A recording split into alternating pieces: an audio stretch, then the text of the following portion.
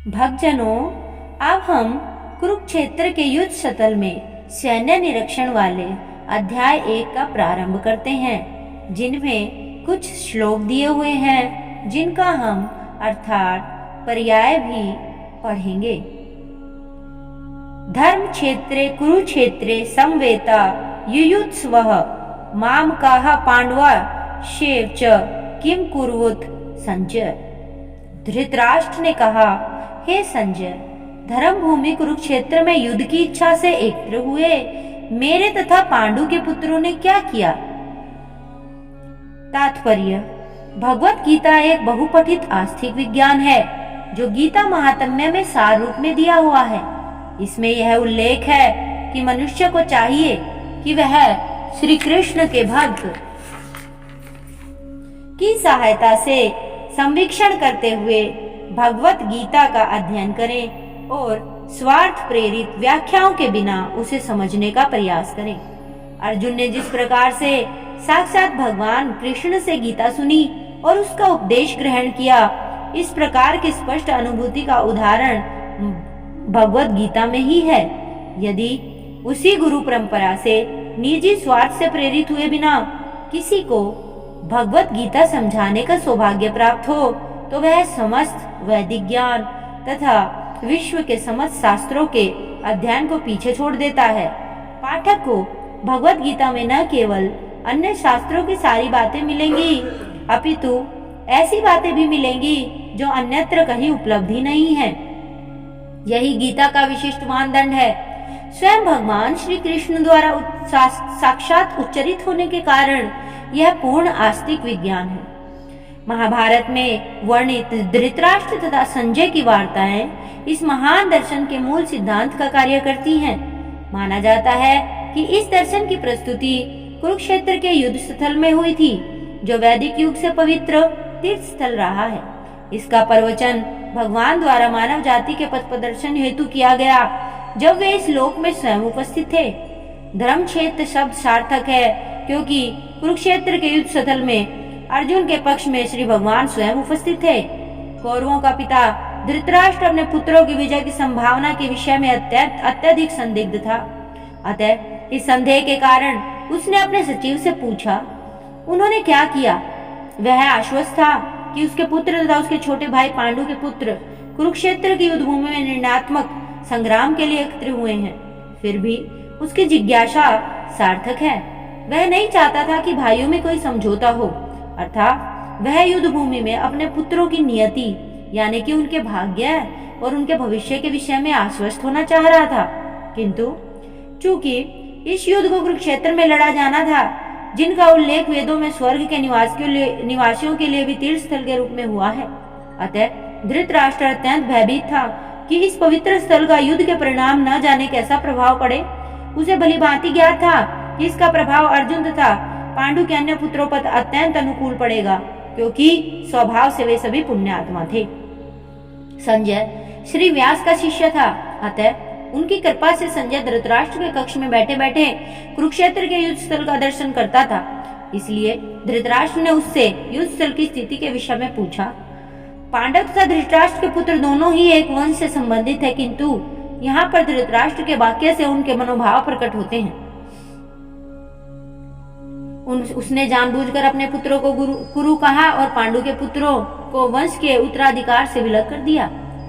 अतः इस तरह पांडु के पुत्रों तथा अपने भतीजों के साथ धृतराष्ट्र की विशिष्ट मनस्थिति समझी जा सकती है।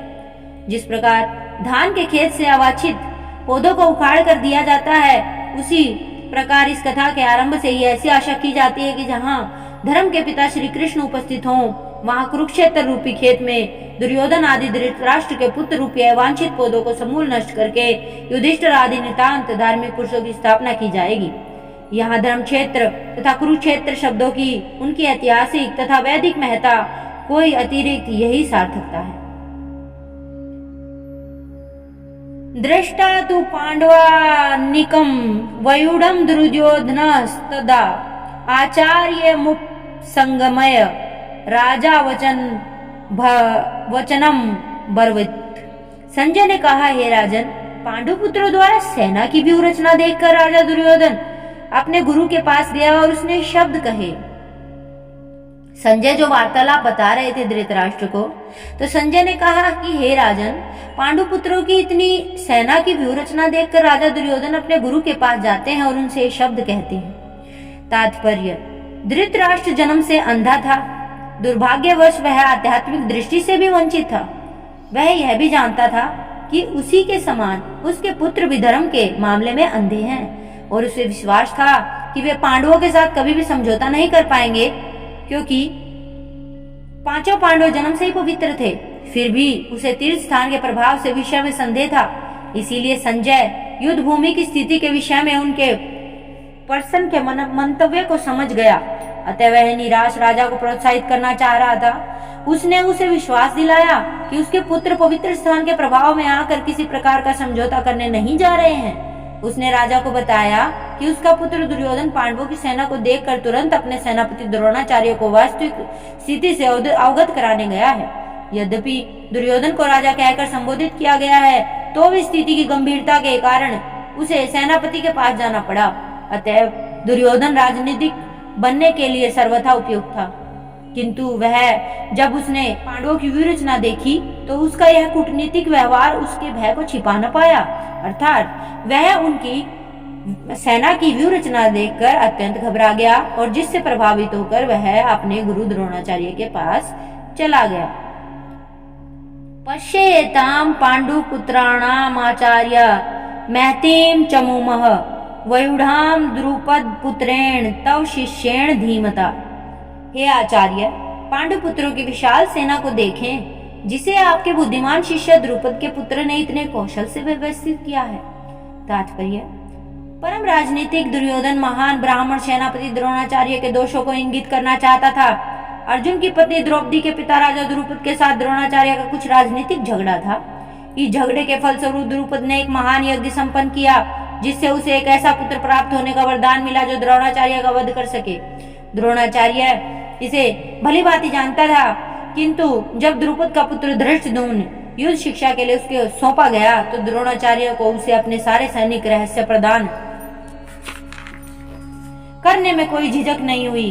अब धृष्टद्युम्न कुरुक्षेत्र की युद्ध भूमि में पांडवों का पक्ष ले रहा था, और उसे द्रोणाचार्य से जो कला सीखी थी, उसी के आधार पर उसने यह व्यूहरचना की थी। दुर्योधन ने द्रोणाचार्य की इस दुर्बलता की ओर इंगित किया, जिससे वह युद्ध में सजग रहे और समझौता न करे। इसके द्वारा वह द्रोणाचार्य को यह भी बताना चाह रहा था कि कहीं वह अपने प्रिय शिष्य पांडवों के प्रति युद्ध में उदारता न दिखा बैठे। विशेष रूप से अर्जुन उस अत्यंत प्रिय एवं तेजस्वी शिष्य था। दुर्योधन ने यह भी चेतावनी दी कि युद्ध में इस प्रकार की उदारता से हार हो सकती है।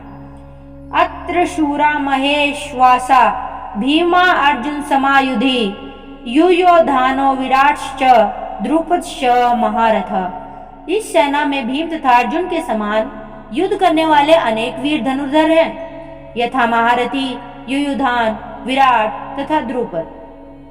तात्पर्य, यद्यपि युद्ध कला में द्रोणाचार्य की महान शक्ति के समक्ष धृष्टद्युम्न महत्वपूर्ण बाधक नहीं था, किंतु ऐसे अनेक योद्धा थे जिनसे भय था। दुर्योधन इन्हें विजय पथ में अत्यंत बाधक बताता है, क्योंकि इनमें से प्रत्येक योद्धा भीम तथा अर्जुन के समान दुर्जय था।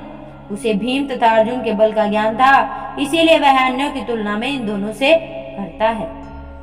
धृष्टकेतु सैचिकितानः काशीराजश्च वीर्यवानः पुरु जित्कु कुंती भोजश्च शैब्यश्च नरपुंगवः। इसके साथ ही धृष्टकेतु, चेकितान, काशीराज, पुरुजित, कुंती भोज तथा शैब्य जैसे महान शक्तिशाली योद्धा भी हैं।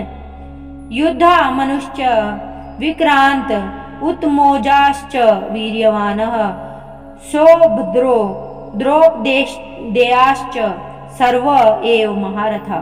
पराक्रमी योद्धा मनु, अत्यंत शक्तिशाली उत्मौजा, सुभद्रा का पुत्र तथा द्रौपदी के पुत्र, ये सभी ही महारथी ही तो हैं। धन्यवाद।